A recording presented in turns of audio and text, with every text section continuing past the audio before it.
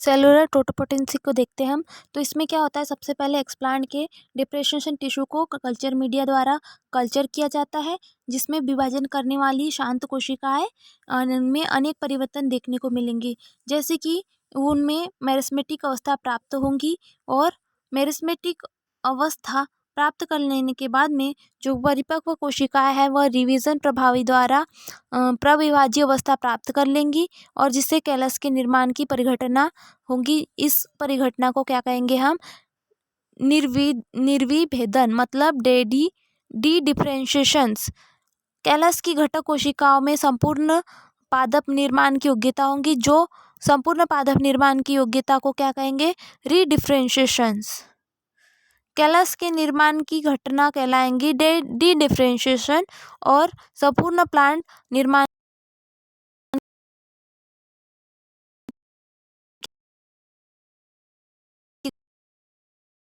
घटना फंक्शंस को परिघटनाएं पेट्रोक्रक्शन से क्षमता रखती है, जिसे क्या कहेंगे हम, सेलुलर टोटिपोटेंसी।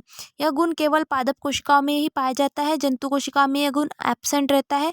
दूसरे शब्दों में अगर हम कहें तो जो डिफरेंशिएशंस है वह पादप कोशिका अपनी क्षमता संपूर्ण पौधों के निर्माण के लिए धारण करती है, किंतु जब एनिमल सेल्स की बात आती है तो जंतु कोशिका में इस प्रकार के रीजनरेशंस की क्षमता विभेदन के पश्चात नहीं पाई जाती है। इस प्रकार जो कोशिका के पुनर्वेधन या डिफरेंशिएशन की बात है, उसमें रीडिफरेंशिएशन से पूर्व कैलस फेज भाग लेंगी, जिससे संपूर्ण पौधों का पुनर्जनन होगा, किंतु बहुत कम विभेदन डी डिफरेंशिएशन कोशिकाएं सीधे बिना किसी माध्यमिक कैलस के संपूर्ण पादप का निर्माण करेंगी। इस प्रकार की प्रक्रिया क्या कहलाएंगी, हमारी सेलुलर डिफरेंशिएशन या सेलुलर टोटोपोटेंसी।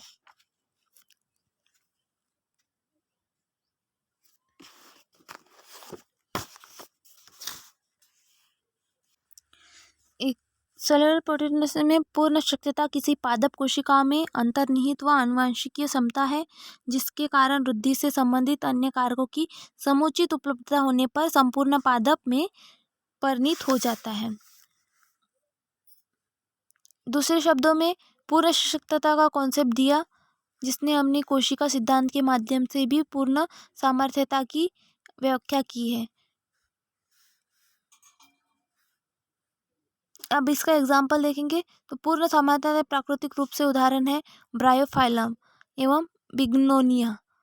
इन पौधों की पत्तियों में एक आरंभिक मृदोत्तक कोशिका अनेक बार विभाजित होकर पर्णिल कलिका का निर्माण करती है। कलिका के निचले हिस्से से अपस्थानिक जड़ें निकलती है।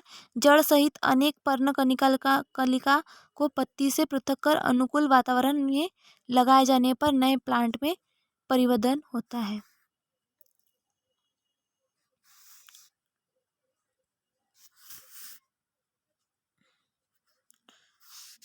जो टोटोपोटेंसी है, इसके टिश्यू कल्चर में संवर्धन कैसे करते हैं।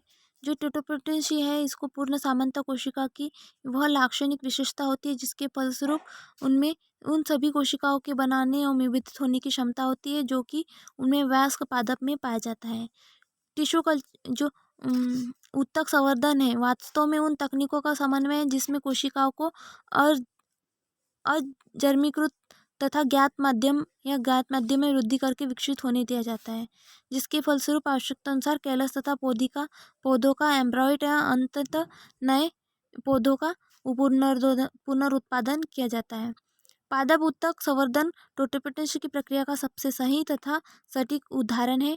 टोटोपोटेंसी के सर्वोत्तम उदाहरण है संवर्धन माध्यम पर जायगोट से नए पौधों के संवर्धन को माना जाता है।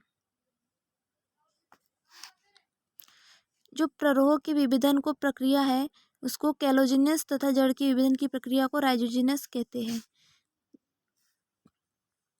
कैलस के प्ररोह के विभेदन की प्रक्रिया को कैलोस तथा जड़ के विभेदन की प्रक्रिया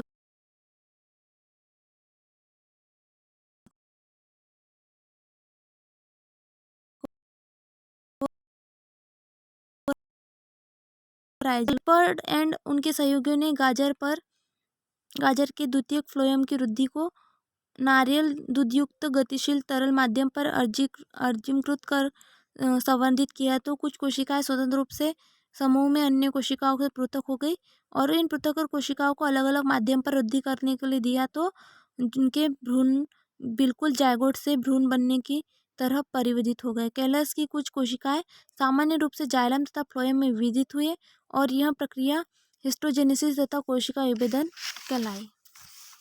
इस प्रकार की प्रक्रिया को हिस्टोजेनेसिस तथा कोशिका विभेदन कहते हैं।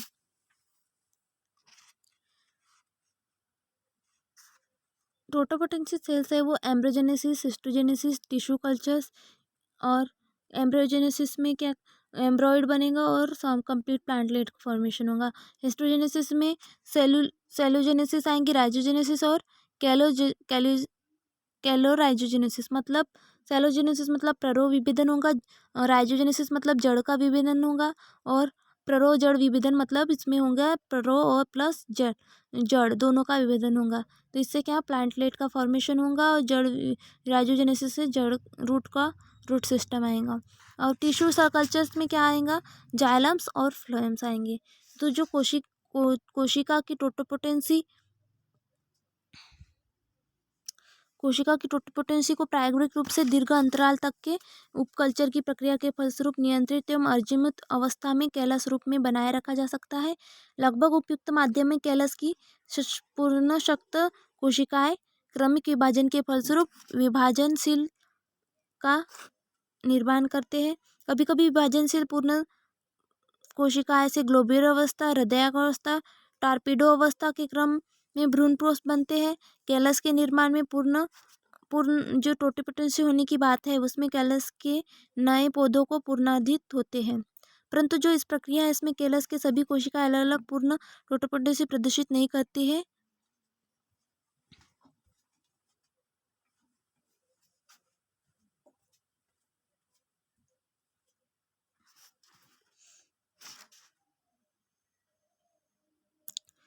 कोशिका संवर्धन के माध्यम पर जो प्रवाह कलिका तथा भ्रूण के निर्माण की प्रक्रिया का सफल अध्ययन है वह प्रेक्षण Daucus carota, Nicotiana tabacum, Ranunculus sceleratus, Torenia fournieri, Exocarpus cupressiformis, Pinus radiata आदि में किया गया।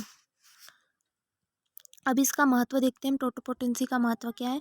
तो इसका महत्व है पौधों की कोशिकीय पूर्ण टोटोपोटेंसी या सेलुलर टोटोपोटेंसी उसमें वृद्धि प्रजनन को संभव बनाती है। लैंगिक प्रजनन की अनुपस्थिति वाले पौधों में यह गुण उन जातियों की निरंतरता को कायम रखती है।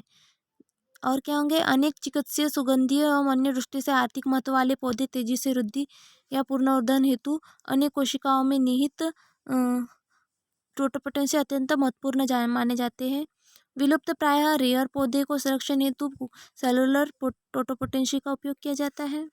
तो इस प्रकार से टोटोपोटेंसी में इसके महत्व है।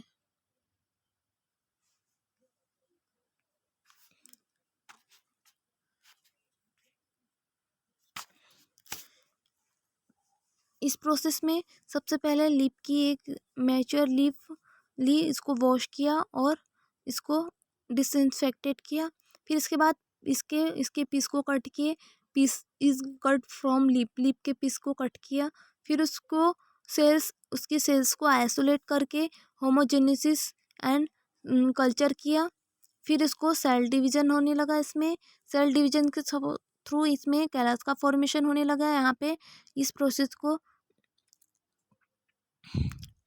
सेल डिवीजन होने लगा। सेल डिवीजन से फिर कैलस का फॉर्मेशन होने लगा।